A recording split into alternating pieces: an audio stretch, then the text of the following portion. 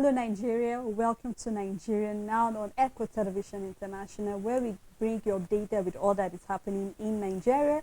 I am Sada Elisha Dasham, and I'll be doing this together with Rachel Tansy. Good afternoon. Afternoon, Celia. All right, please, so our viewers, do remember we're live on Facebook and YouTube. You can drop your comment there concerning the stories we shall be unveiling. And we hope that you don't get confused along the side, but then you get confused and also convinced, and then also drop your comment on what you feel is relevant on the stories. And we'll be going down to Osun State. Rachel, I think that's the right place for us to start the program today, knowing the fact that today, just like I said earlier in the morning, on the day is that today has been marked as the International Day for Eradication of Poverty. And looking at all that is happening, we know that poverty is not just in Nigeria, it's something that is globally. And then it's quite painful and disheartening the fact that a lot of people, especially poor Nigerians, let me use Nigeria because we're talking from Nigeria, about 1 out of 10 of those people that are actually working long hours are still poor.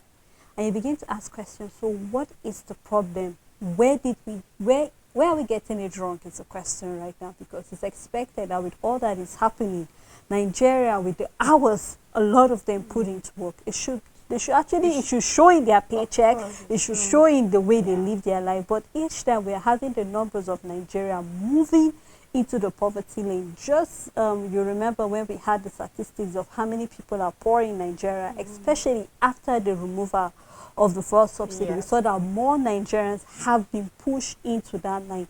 Now, just like I said, we have to start from that angle, because I couldn't help but take my mind down to the eradication of poverty, and then looking at our pensioners in Osun State in a time where it's expected that they're supposed to be enjoying the fruit of their labor. It is expected that things are supposed to be working well for them right now.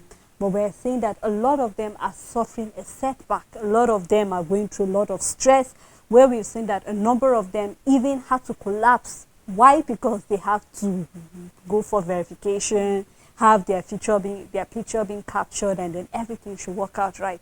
Of course, I know that the governor of Osun State will come out to do and address this, even though talking to some of the pensioners over there, a lot of them had nothing good to say about the process, because they were not provided with maybe canopy to protect them from the sun. There was no chair. Some of them came out as early as 7:30 a.m. and then even as of 10 yesterday, they were not being attended to. And then looking at the number of pensioners and then checking the officials that were on ground, you cannot even call them together and say that, okay, yes, this official should be able to handle this pensioners. So now looking at the system inside in Nigeria, how can we get it right? Because I'd love to have your thought about it with all of the back and forth and where we are as a country. I mean, after 65 years, it's expected that Nigeria should be somewhere.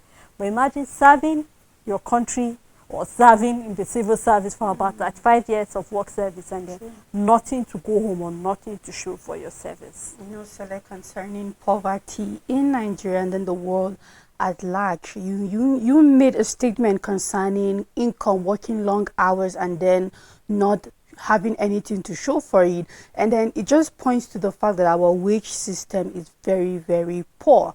And a lot of time you would see posts here and there, or we call them memes, concerning how time is money. But in Nigeria, time is not money, because the people who are still poor are those working long hours and not having anything to show for, is because our wage system is very, very poor. However, it doesn't start from wages. It starts from employment.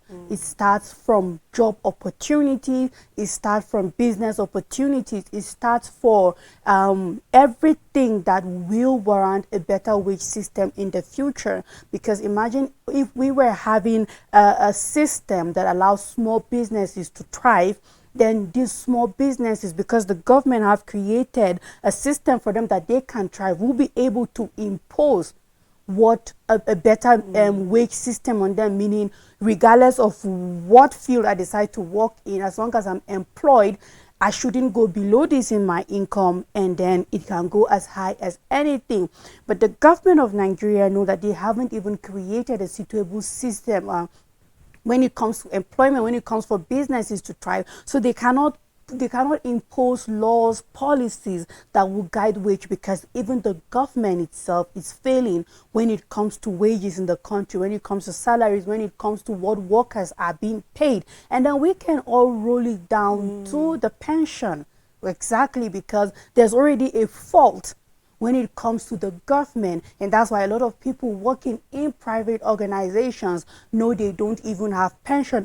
We have very, very few well established private organization, businesses, companies, industries that actually put their workers on pension, and it's not even as good as the government. So when the government fails, it also can't be in the position to impose certain laws and policies, because they are also stumbling at that level. And I believe that this is the same thing when it comes to our pension, because whether we like it or not, this is a failure at the side of the government. And we can use Osun State as a case study, but this has been going on for years. For years, we've had pensioners slumming and dying and going through hell. And in the end, they won't even get what is their own. They always end up getting peanuts compared to the whole sack of the peanut that they are supposed to get, and all of that. And then I'll say it, there's no how this Osun pension office would tell me they can't cater for few elderly people. We're in a digital system as it is now. The world have gone digital, and we need to upgrade. This is where we prove that we want to change our system. But over time, we have showed that we don't want to grow, Sele. Even with the little things, even in the way we organize ourselves, even with the way we carry out things, the way we do verification, it is a proof that we don't want to grow to the next level, because some things are simple. It's not rocket science, Sele. For you to be able to give a better verification to elderly people is not something that amounts to so much resources. You have their bio data. You must have cleared them even when they left the service. You must have called them back for one clearance or another. They might have filled one form over and over again, and you are not satisfied. It's either you are not keeping this data well, or you are careless about doing your job, and you are demanding these people to come every single time to do verification that always leads to their death. Are we trying to say we are not intelligent, or we just refuse to do the necessary things that is needful? Because when you look at how much they get at the end of the year compared to the years of service, from day one you start working as a public servant, you start getting 18% of your salary that goes, 8% from you, 10% from your employee, from your employer, and 8% from the employee. And then you keep saving this for a period for as long as you work, if it is 30. Exactly. And even after that, it doesn't even last that long. We have the gratuity, and then we have it now for like at most 10 years, although your retirement, after retirement, it all depends on how long you live. So if you do have happen to stay long, you keep getting it, but then if it's cut short. And then if you look at how much these people are being able to save for the period of 35 years, you know that they might not even be able to exhaust it for the next 10 years, because a lot of these people might not live that long, and all of that, and the system doesn't even support it that long. So what am I trying to say, Sele, with all of this long talk is that let's start fixing the system little by little. It's not the big things that make the difference. It's first of all, how are you going about verifying these people? And why are you not making work simple for you and even for them? Because I believe this is one of those things that shouldn't even be recorded in the first place. It shouldn't even happen by any means. But we are seeing it happening, and it's really sad. You know, Rachel, I couldn't help but take my mind down. I mean, in the civil service, there's something they call the reward system, which after working, you're being rewarded for your services, as wages, as salary, as allowance, and even the pension, because it is your right. And just like I keep saying, this is not the money that you are begging the government to actually give you. This is the money that you saved and you are asking. And we've seen over the years that sometimes when these pensioners go over for clearance, for verification, you have to settle the official there doing the clearance. You have to settle the bank to make sure everything that belongs to you. You have to settle. You keep settling everybody. And then eventually, how much are you left with? And some of them are not even having any other side hustle while they were working with the government. They only depend on this little token that will come from the government. So we hope that with all of this, just like we said, Osun State is just a case study. A lot of times we've seen it making it to the papers, we've seen it on the media, where we see that pensioners are not being treated as senior citizens and the way they should be treated. So we hope that we are happy nobody died eventually in Osun State. A lot of them were being attended to, they were being discharged. But it's only sad where you see elderly people, some people were even blind, and then the Osun government have said that they will just go back and then do the verification in their phone. And I couldn't help but wonder, why didn't they do this from the very onset, just like you said? If you have all their data, so why didn't they just stay back in their own, respective home, their local government area, their villages, and just, press one or two things, and before you realize it, you're already on the portal, you do all that is needed. The officials are comfortable, the pensioners are comfortable. So we look forward to seeing that. We realize that times are changing and we need to catch up with time, or else time will beat us to all of these things that are happening. Now, Rachel, we cannot detach this from what we're going to talk about, the fact that our inflation rate have hit about 26.72%. Just yesterday, you and I were looking at 25.8%. And already, little did we know that already things are already changing. And here this morning, we woke up to the fact that right now, our inflation is 26.72%. And one of the key things that have led to that is food prices, because you and I, Rachel, we know. In fact, at first I would have said it's a lie, but I happened to be in the market about, I think, a week ago, and then I asked for the price of a basket of tomatoes. And Rachel, I was out of this world. I had to keep my mouth open because, back was then, if you were a resident in Chelsea, you know that by this time, August, September, the prices of tomatoes should have been down. In fact, if you are buying tomatoes at 4,000, you're talking about the big basket. But right now, Rachel, I'm talking about the small basket, and even the tomatoes are not fresh tomatoes.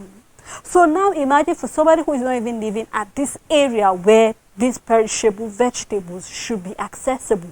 So imagine somebody living far back, Lagos, or how much do they buy food? Of course, we know that all of these things will definitely, and then we remember this morning we saw where Ruweni is saying that part of the reason is because of the bad roads we are having. And I'm happy, Uma, he said that he is telling the contractors, he is giving them a time limit to fix the road, because it's part of the thing they even spoke about in the FEC yesterday, which we will talk about subsequently. But then looking at the prices of food, looking at the price of commodity, looking at the price of even transportation, Rachel, you and I know that, of course, our inflation will be high. It's even more breathtaking, the fact that it's even the 9th in this year alone. So we never can tell before the end of October what will our inflation rate be like. You can just do a division of spread it to the previous ones and just know, and how then much you could actually tell that how it has the rest been of going. the year. So a lot of things, Rachel, when you look at the fact that, of course, Nigerians have to groan at the prices of so many things, goods and services. So I'd like to have your thought about this. How can we get it right? Because, of course, we cannot just come up with a magic and say, subsequently, when you wake up tomorrow, food prices will be down. Of course not, because telling how much a liter of fuel is, Rachel, you and I know that, of course, these people have to make a little gain out of everything that they sell subsequently. Sally, inflation is just the indicator of the standard of living in a country going low. It's every other thing under that umbrella of inflation. Is not only food prices, is the price of other services. We're talking about medical bills. We're talking about pharmaceuticals. We're talking about when it comes to law. For example, is that when it comes to law enforcement, we've talked about what people go through when they go to the police stations. Trust me, if they will ask you 3,000 some months back, the price might double by now. It is the cost of housing, okay? And then it is the cost of every other good that is being consumed high. But we are feeling the impact of food because that is what we need every single day to survive, and every other thing follows suit. So it's just an indication that the standard of living in a certain place is dropping. And this is just to tell Nigerians that your standard of living have dropped over 9 times in a year. So there's nobody finding it easy. There's nobody being able to afford what they could afford. It's like, if you could afford this 3 months ago, now you can't afford it anymore. Or if you can afford it in this quantity, you can't afford it anymore in that quantity. If someone could pay for oxygen some months ago, might not be able to pay for oxygen now. So it's just to show the standard of living going low in every aspect. However, food is just one of the things that is out there. And I keep saying, what I love about the Nigerian government is that they just love beating around the bush. Okay, you know that even if the roads are fixed today, Sele, even if the roads, we have smooth roads, clean, I mean, it takes you 1 hour to go to Abuja and all of that. As long as other factors are in play, the price of petrol, the price of diesel, our exchange rate, because we are now going to keep importing, as long as every other factor is in play, we are still going to be witnessing inflation this high. It might even become more bad because we don't know where the dollar is running to. I mean, Naira as against the dollar is running to as it is now. We don't know how long this free fall is going to continue.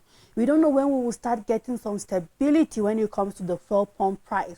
We are yet to start refining the one we are going to consume. We are still importing. Our revenue is dropping because we are not meeting our barrel prices. We are not manufacturing anything we consume. We are busy importing and importing. And even the raw materials we are exporting are not good enough to balance anything for us in the system. So yes, do we need good roads? Absolutely yes. Will it amount to some, will it reduce? It will bring some improvement, a little bit, compared to the real major things that are at play here. And this is what I love about the Nigerian government, because when they sit down, they pick the smallest percentage to the problem and try to elaborate it and try to make it look like it is the biggest problem, whereas it's one which, if every other thing should function, funding infrastructure in a country wouldn't be a problem. It would be easy, smooth, and we just keep moving, because that's how the economy works. Once you're able to have high revenue, funding every other thing that needs money to be sinking becomes easy. But then we'll see how they keep going and how they want to play things in this country. I just hope that they keep making the right decision and putting things in place that for us, we will be able to see that we have leaders that want Nigeria to truly become better. Rachel, I'd like to measure it with the last proposal, which is the federal government proposal, which yesterday you and I were talking about that the president will be chairing the FEC meeting. I want us to put these two together, because believe you me, they work hand in hand. We cannot talk about the inflation without seeing how it will impact the budget for 2024. Now, we saw that yesterday, after the FEC meeting, you and I were speculating possibilities of what they might be looking at the FEC, and we saw that they actually look at quite a number of things. But then it seems as if the number one champion for other things was the proposal, which they are meant to submit to the House to actually defend it before the end of December. And quite a very wholesome amount of money. I mean, we're talking about 26.01 trillion naira. Of course, which we're going to be paying our deficit. Of course, which we're part of the money we'll be using to actually settle labor, because they have promised labor 30 days ultimatum will fix whatever you need when the labor wanted to go on strike. Is of course, part of the budget also will be looking at quite a number of expenditure, our concurrent needs, and so many other things in that budget. And it seems as if that budget seems to be, I mean, I couldn't help but look at the last year budget, 2023 budget, and then comparing it with this year budget, and then looking at what is the difference and what can actually stand out at this particular government. Quite a number of things.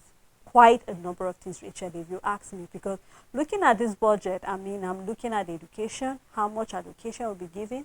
I'm looking at aviation, how much education will be given. I'm looking at our health sector, where we are having our resident doctors are still on strike, how much allocation is going there, and quite a number of things that are under this budget. Now, how much money? You and I remember where we saw that 25% allocation will be added to the educational sector. Now, looking at this budget and then looking at our inflation, of course, you and I know that what this means. We're already asking for a fresh loan from World Bank and African Development Bank because we're having a deficit at the budget.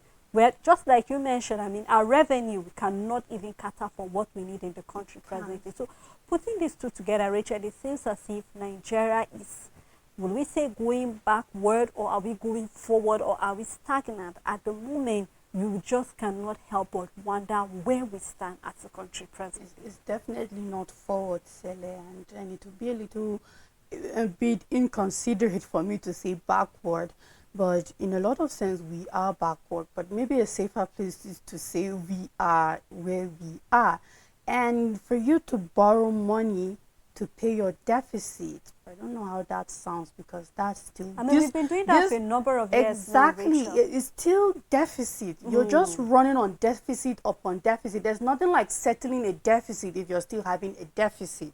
Okay? If this is a revenue generated, if this was a grant coming from the World Bank or some kind of funding coming from IMF or just any monetary body that can give us money, and then we have no responsibility of paying it back, then that's when you can say you're trying to settle your deficit. But this is just deficit upon deficit, because I mean, it's just added deficit. I don't see how it is settling a deficit, but well, our executives can use the English they want to use to make Nigerians feel that we are making headway, but we're not actually, because that deficit we have currently is as a result of borrowed money. And you're borrowing money to pay a borrowed money. It's going to be, if we're having 9 trillion as our deficit, trust me, the number is going to go high. By next year, we will see that this deficit will not only double, but maybe go much more above 200% when it comes to the deficit. However, I keep saying it that before any developing country get to a level of dependence when it comes to their economy, there were a lot of borrowing involved. In as much as we are above, we should have been above that by now, the difference is expenditure, Sele. The difference is what you do with that money. Exactly. The difference is what do you do with that money? Because you know what? Dangote took loan to make that refinery. You get where I'm taking this from. So when we are borrowing, what are we doing with the money that we borrowed? Are we putting it into what will give us profit? Are we investing it into what will give us profit, that within a short period of time we will be able to pay our debt service and be able to pay off this loan? Because now we have set up industries, we have set up organizations, we have set up things, we have boosted our agriculture and all of that, things that will not be things that will not affect paying, or things that will boost our revenue. And until we get to that level, it will just be deficit upon deficit and deficit upon deficit. And no matter how we twist the language, we're just going to be on deficit. Well, Rachel, I mean, since yesterday till today, you and I seem to become analysts of economics, because we couldn't help but analyze the economy of Nigeria. We hope with all we've said, Rachel, it will be an eye-opener. I'm just happy this is just a proposal. When it's handed over to the National House of Assembly, we will see whether they will slash it down or they will increase it. For now, this is a proposed budget, and then we'll just keep our fingers crossed to see what the House will say about that budget. Thank you so much, Rachel, for doing this with me. And thank you to our viewers and supporters for keeping it day with us on Nigerian Now. Until we come here again, do have a blessed day ahead.